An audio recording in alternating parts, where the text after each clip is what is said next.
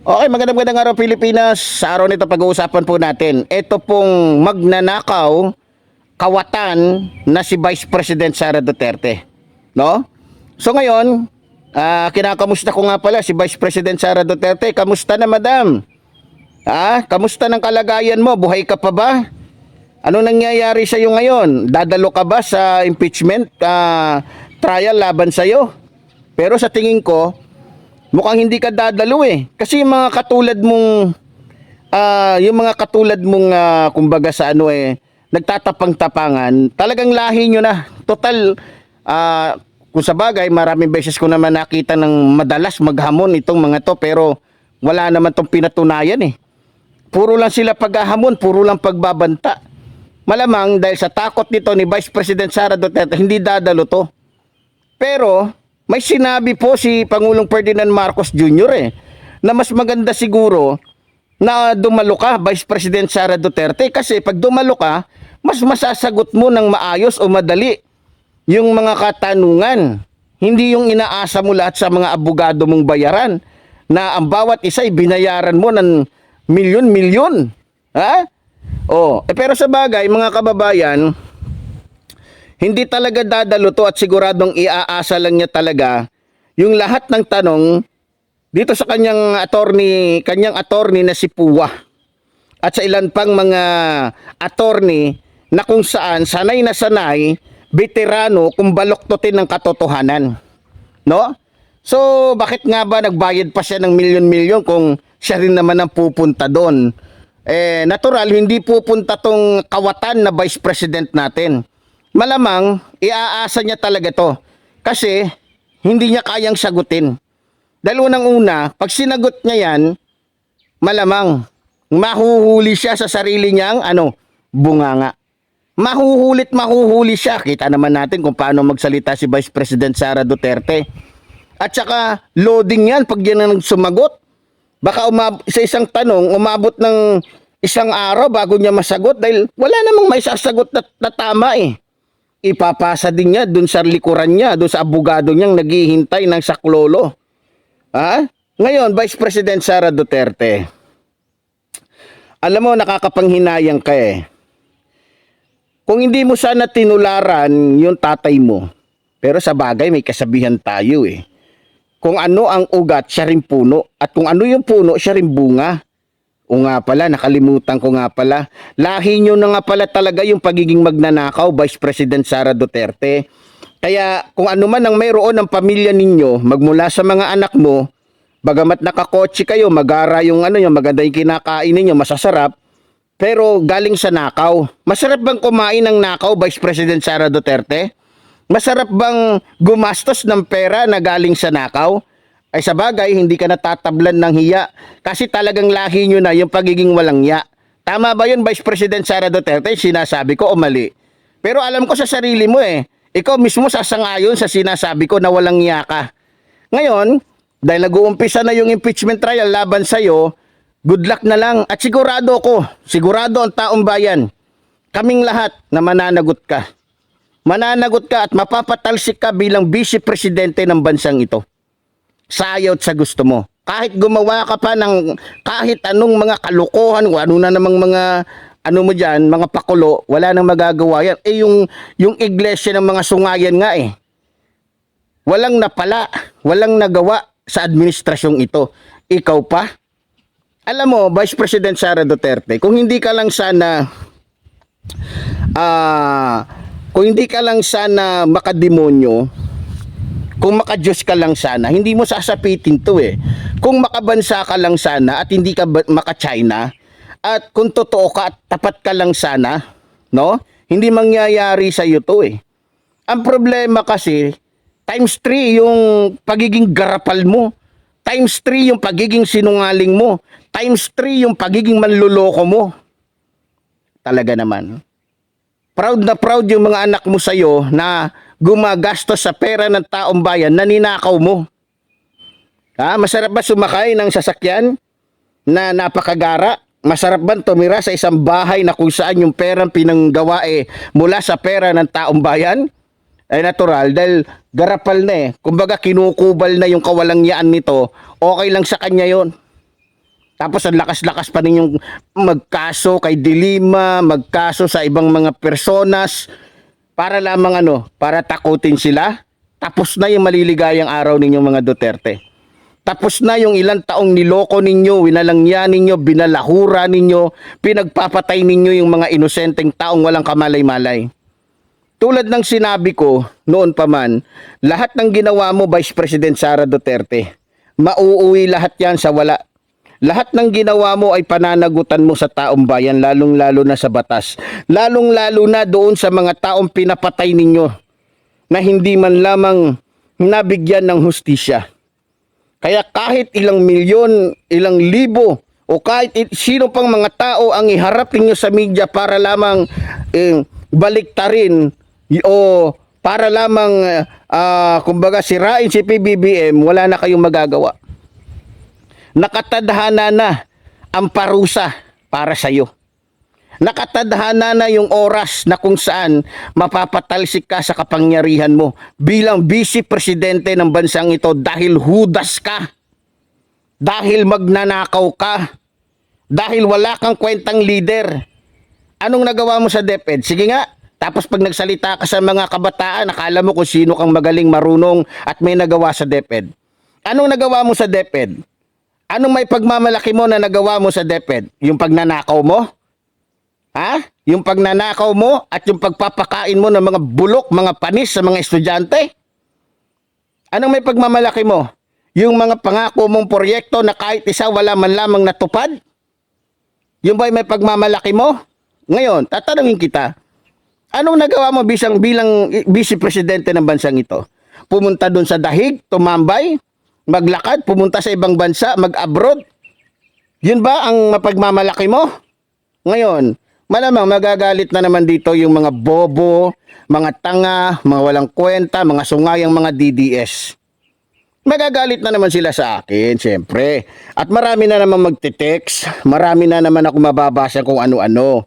Ngayon, masasabi ko naman sa mga DDS, sorry, malapit na magtapos yung kaligayahan ng amo ninyo. Malapit nang matapos yung karir niya bilang isang magnanakaw na politiko. Ha? Malapit nang matapos yung kanyang pagiging magnanakaw. Kaya maghintay na lang kayo ng ilang araw o ilang linggo, matatapos na yung maliligayang araw ninyo maging ng amo ninyo. At sa bandang huli, makukuha o matatanggap, makikita ng taong bayan yung resulta ng lahat. Maging yung katagumpayan. Hindi lang yung katagumpayan, pati yung makukuha namin yung hinihintay naming hustisya na matagal na hindi nangyayari. Ngayon, Vice President Sara Duterte, ang tanong ko lang pala sa iyo, baka naman pwede na, ang hiling ko lang sa iyo, baka naman pwede na bago ka ma-impeach, baka pwede na kahit kalahati man lang ng mga ninakaw mo ay maibalik mo sa amin. Bilyon-bilyon ang laki. Bilyong-bilyong piso ang ninakaw mo, baka pwede naman kahit konti maibalik mo sa amin yun. Hindi naman sa iyo yan Tama ba ako? Hindi sa iyo yan, Vice President Sara Duterte. Baka pwede naman maibalik mo sa amin kahit yung kalahati lang. Pero sandali lang. Dahil nga pala makapal ang pagmumukha nito ni Vice President Sara Duterte, malamang hindi niya nababalik yun. Kasi pag binalik niya, iisipin niya, kawawa naman yung mga anak ko. Pag wala na ako, kawawa naman yung ganito ko. Ay, hindi na rin ako makakaganon. Gagamitin ko to sa ganyan, ganito. Vice President Sara Duterte, sana minsan sa buhay mo, makagawa ka ng isang napakagandang desisyon. Isang desisyon na kung saan ikakasaya ng taong bayan. Baka pwede lang naman. Sa tingin ninyo mga kababayan, ibabalik pa kaya ng mga Duterte yung pera natin? Maliban na lang siguro kung ang gobyerno ang kumuha nito. Pero may posibilidad, pwede. Diba? Kasi may kapangyarihan ng gobyerno na i-press o kaya kunin yung ari-arian na questionable para sa isang politiko na bigla na lamang yumaman ng ganun-ganun. Na wala man lamang dahilan, malamang, siguro, pwede, di ba? So ngayon, maliban dito kay Vice President Sara Duterte, wala na si Defensor, wala na itong mga bugo katulad ni Marcoleta. Nako, parang Nararamdaman ko na, susunod na dito si Paulo Duterte. Nako, kawawang Paulo Duterte. Ay, paano niya kaya sasagutin yung 50 billion? Nako, isa pa naman to sa mga nagbanta. 'Di ba? Na kapag tinuloy yung impeachment trial laban dito kay Vice President Sara Duterte, magkakagulo daw, sabi ni Paulo Duterte. Tignan nga natin kung talagang magkakagulo ba. Kung magkagulo man, anong ibig sabihin ni Paulo Duterte? Matatalo ang gobyerno? Tignan nga natin. Tignan nga natin yung kahambugan nito ni Paulo Duterte. Kasi yan ang sinabi niya, di ba? Na kapag tinuloy ninyo na ipa-impeach yung aking kapatid na si Vice President Sara Duterte, magkakagulo ang buong Pilipinas. Maaaring magkagulo dyan sa Davao. Pero sa buong Pilipinas, hindi. Dahil sa totoo lang, Paulo Duterte, mas maraming natutuwa sa oras na ito na natuloy ang impeachment laban kay Vice President Sara Duterte. Nang sa ganon, lumabas ang katotohanan. Nang sa ganon, masabi niya kung sino si Mary Grace Piatos. Baka naman ikaw yung si Mary Grace Piatos. Kaya hindi masabi-sabi ni baka naman yung kapatid mong bakla na si Baste, si Mary Grace Piatos. Baka isa kayo sa mga pumirma-pirma doon. Pinalabas nyo lang na si Mary Grace Piatos. Mga kalokohan ninyo, grabe mga kalokohan ninyo. Nag-uumapaw yung inyong mga kasamaan na dapat nang putulin.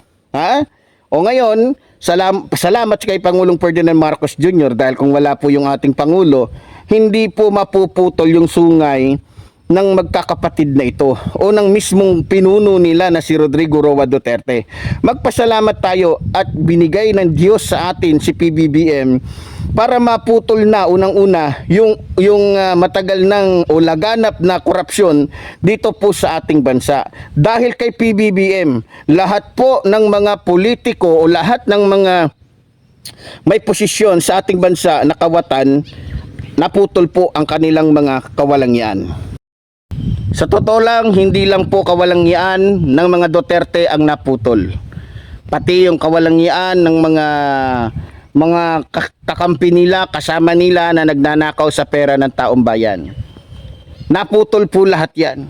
At sigurado ko, kapag wala na po itong mga Duterteng ito, mananahimik na rin si Roque. No? Mananahimik na yung baklitang Roque. Roque, ito na yung amo mo. Ini-impeach na. Ano ngayon ang magagawa mo? Bruha ka. Nasaan ka ba ngayon? Mataba ka pa rin ba? Malaki pa rin ba mata mo? Roqueta, ano ngayon ang magiging reaction? Magbablog na naman yan. Magre-react naman yan kunyari sa kanyang Facebook. Hoy, bayutay, lumabas ka na rin. Samahan mo sa kulungan si Marcoleta. Samahan mo sa kulungan o kaya naman yung amo mo. Masyado kang pakikay. Ngayon mga minamahal ko mga kababayan, ako'y talagang masayang-masaya.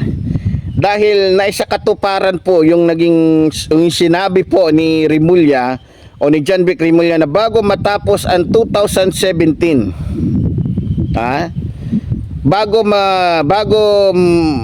matapos yung 2017 o bago mag 2027 pala, mayroon nang maipapakulong na mga politiko. At believe naman ako dito kay John Vic Remulla dahil nagkatotoo po yung kanyang mga sinabi. No? Nagkatotoo at ito na nga nakikita na po natin at may resulta na po yung lahat ng kanyang mga nasabi. So yan ang maganda sa isang lingkod bayan o sa isang public official. Hindi puro ngawa, talagang may resulta. Ngayon, ang matindi pa dito, itong mismong mga Duterte ay nabibilang na sa mga pananagutin. Balita ko, iniimbestigahan na. Itong 50 billion nitong ni Paulo Duterte, malamang.